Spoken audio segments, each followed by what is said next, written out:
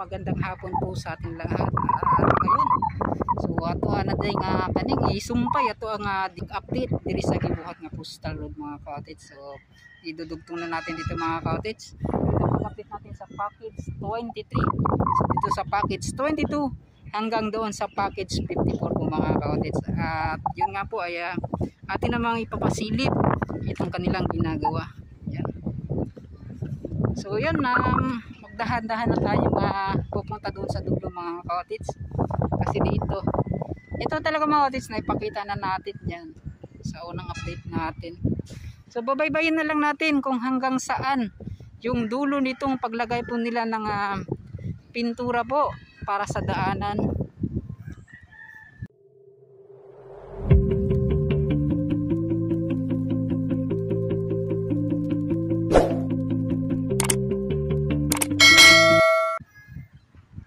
So muli mga ka-cottage, i-shout out ko pala yung project engineer dito, si Sir Piping Manuel. Yan, mega shout out. Ito ay isa sa pinakamagandang coastal road na nagawa mga ka-cottage. Napakasaya mga ka-cottage, sa totoo lang. Hindi naman sa yung tawag natin, ang tawag ito mga ka-cottage, parang pakitang tao lang tayo. Hindi po mga ka-cottage. Sa dami na po nating na-update na, sa haba na po ng coastal road na update natin.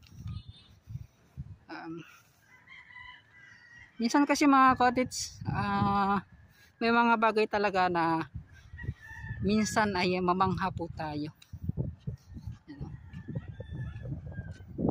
Dahilan kasi sa yan, yung nakita natin na biglang patapos na mga cottage na yung pagmangha natin hanggang sa una at hanggang sa duli, sa una at hanggang sa huli, na ganun pa rin po kaganda yung kanilang ginagawa.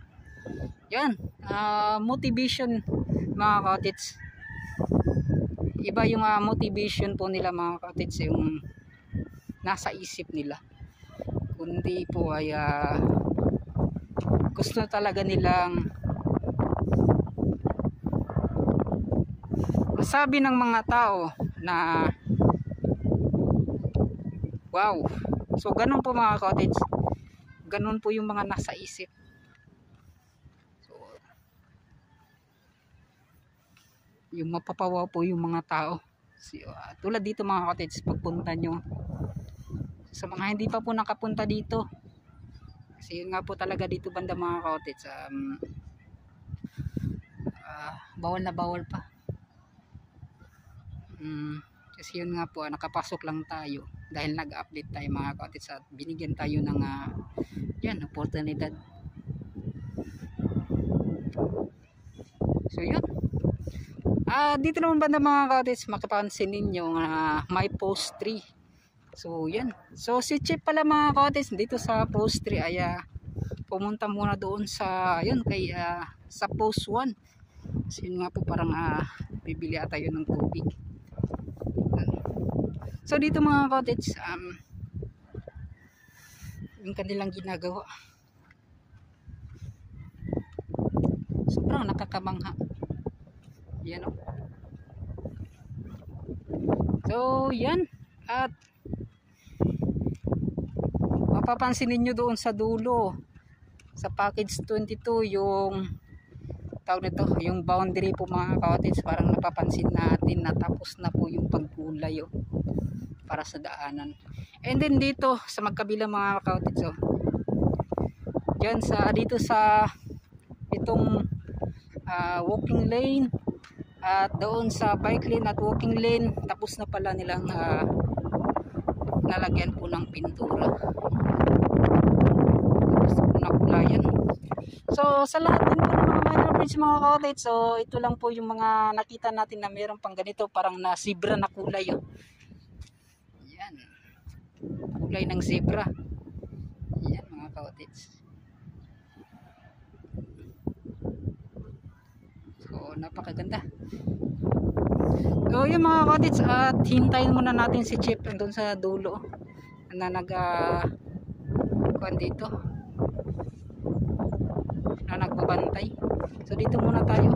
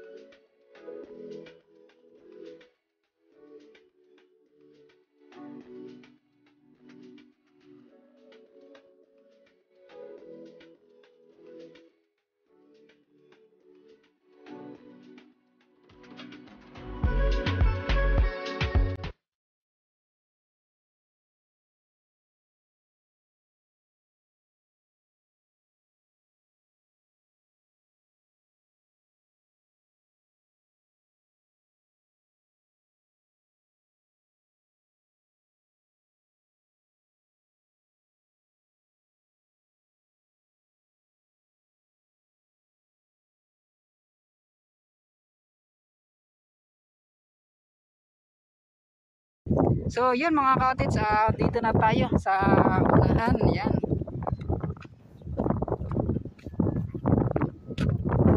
So itong package 22 yung dulo at package 54 po mga ka-cottage. Yan no, napakalinis. Kahit na dito sa gilid mga ka-cottage, so, para po sa paglagay ng halaman, napakalinis niyan. Yan sa kulay. Yan dito sa kabila. Napakalinis niyan mga ka-cottage.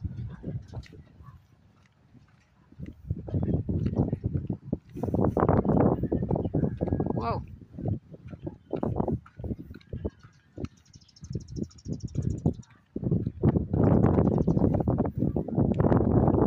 Sobrang init ng panahon mga ka-cottage yan oh.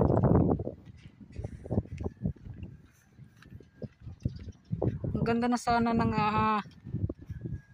panahon kanina.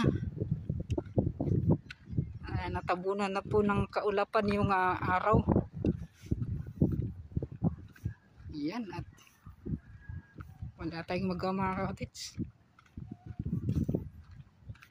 Tuloy pa rin kahit gaano po kainit ng panahon mga ka-cottage, para maka-update po tayo.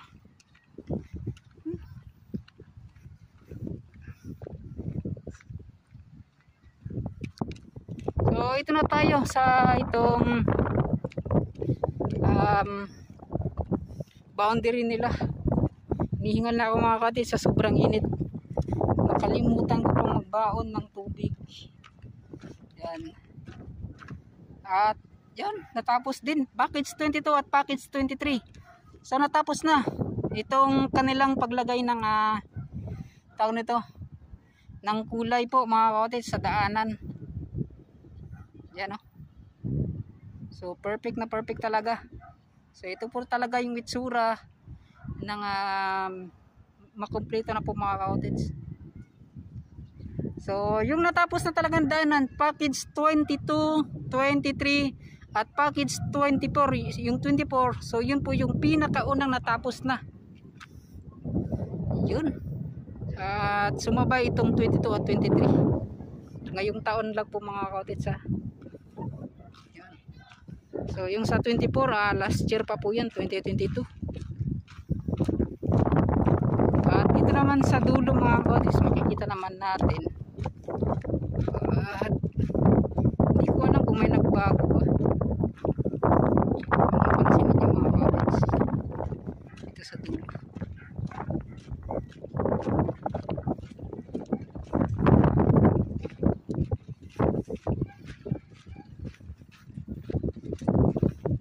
Diyan no? Parang mas lalong titibay po itong kalupaan mga ka-cottage. Yun nga po ay kapag umulan talaga mga ka-cottage, parang bumababa po yung mga kalupaan yan, no? Sa totoo lang mga cottage, hindi ko po makakuha, no? Yung pagtambak kasi nila mga cottage, nag-level sa ganyan. Yan, nakalevel po yan dito. Yan, dito sa gilid. Ngunit po, sa laging umuulan na dito po sa Davao, so yung level po ng lupa dito, parang bumaba po. Yan, no? Mapapansin naman ninyo. So ito po talaga yung level dati. Yan. So yan, no? Sa gilid. Yan, level po niya yan. So maganda yung kanalabasan po. Siguro pag ito po ay nadaanan po ng pison, mas lalong papatag po ito mga cottage. Ngunit yung tanong natin mga cottage, kung ito na ba talaga yung huling tambak na kanilang gagawin, or mas mataas pa yung tambak na meron dito. Sa tingin ko mga cottage, hindi pa po ito, at hindi pa yung pagre-retrap nila, kulang pa po ito mga cottage. Kasi yung gagawin kasi nila dito, itong Davao River Bridge ay mahaba po, kasi nasa isang kilometro. So yun, kung ating isa-isahin yung paggawa ng major bridge po mga cottage doon sa may Talumo at itong dito sa may Davao River, so may parang magkapareho lang po mga cottage. Magkapareho lang po yung kanilang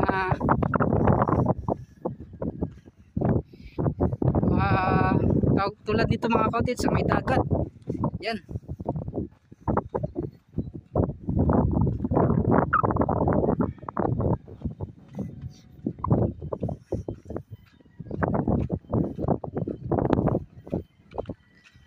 So at ito ay narating naman natin itong dulo.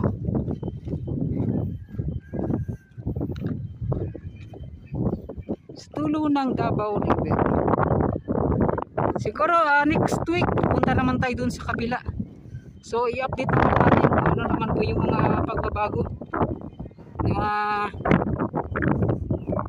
gagawin dun or nagawa na nila. Ayan, o.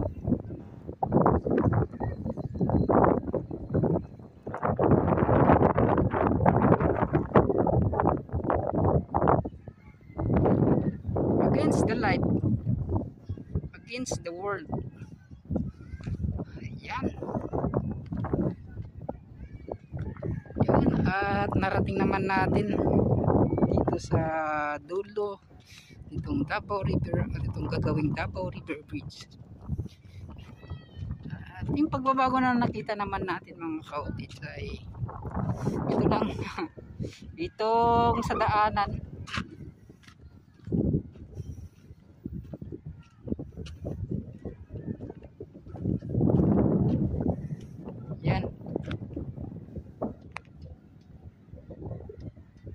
kapag araw-araw po na umulan, mas lalo po bumabaon sa baba itong mga kalupaan. So isa rin siguro sa mga hindi pa nila dapat tatrabawin dito, kasi yun nga po, yung mga lupa dito ay masyado pang hindi, parang kumbaga sa Bisaya baka ng dasok gani mga cottage. Or yung mga bidding mga cottage, kung sino pa talaga yung magtatrabaho dito, siguro sa pagbidding pa para sa budget, so parang ganun. So ano ba,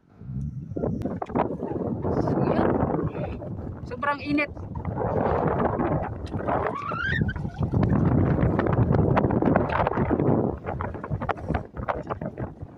So doon po tayo galing mga cottage. So yan, so dyan.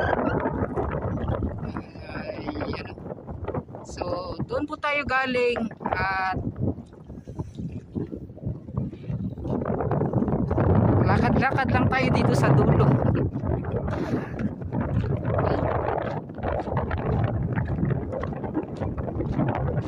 So baka naman sino bang mga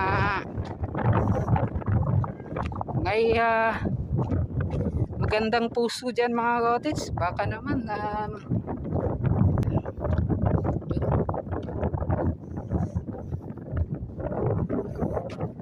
joke lang mga cottage.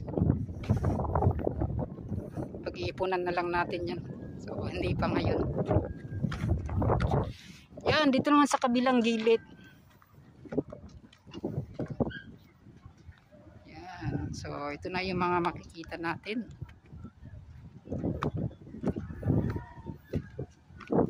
Ganun pa rin. Dito sa dulo ay walang masyadong nagbago. So maliban lang talaga dyan, no? Sa package 22 at package 23. So ang lagi po ng pinagbago, mas lalo pong gumanda yung kanilang ginagawang coastal road dyan. So dito yan, at babalik na tayo.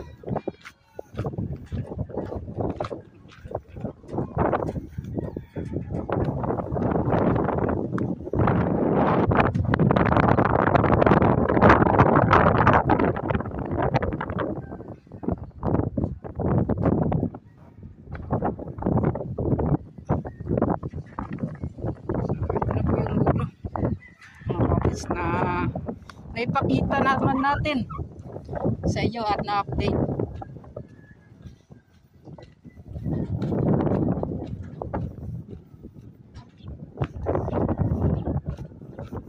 So pagkatapos nito ay yan, uuwi naman tayo at lalakbayin naman yung dulo na yon.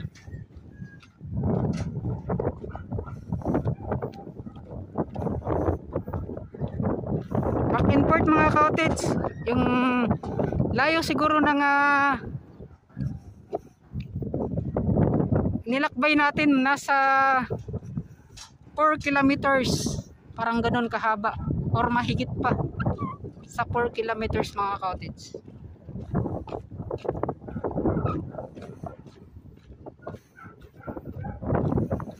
Pagpalagay natin doon tayo sa unahan, doon tayo nagsimula, hanggang dito is 2 kilometers. So pabalik naman 2 kilometers. Yan, 4 kilometers. Yun, at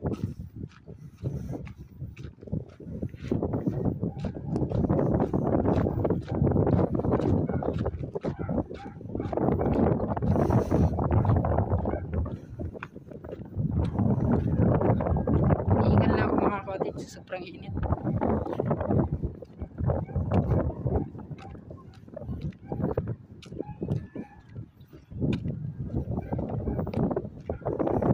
So yan, baka next week siguro mga cottage.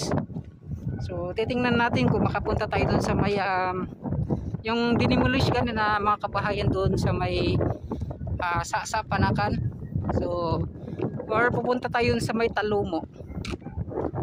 So yun yung next update natin. Kasi ito nga Davao Coastal Road mga cottage sa may Boulevard area. Halos lahat kasi sa 2 weeks nating pag-update. So ito lang kasi yung mga nakuhaan natin. Or baka sa may Times Beach, Ikulan. Yan, puntahan natin yan, yung ginagawang rotonda. So ano na ba yung mga nangyari doon? Yung mga pagbabago. So dito mga cottage, isa rin sa mga hindi ko alam yung espasyo dito. So, yan. So pwede pang dadaan dito kung may motor lane or sa bike lane. So sa pagkakaalam talaga natin mga cottage, itong bike lane dito banda. Yan.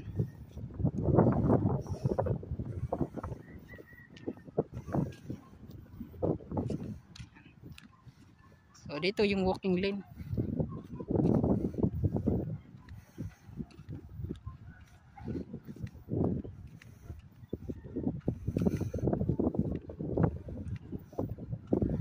At nakabalik na tayo dito sa itong minor bridge.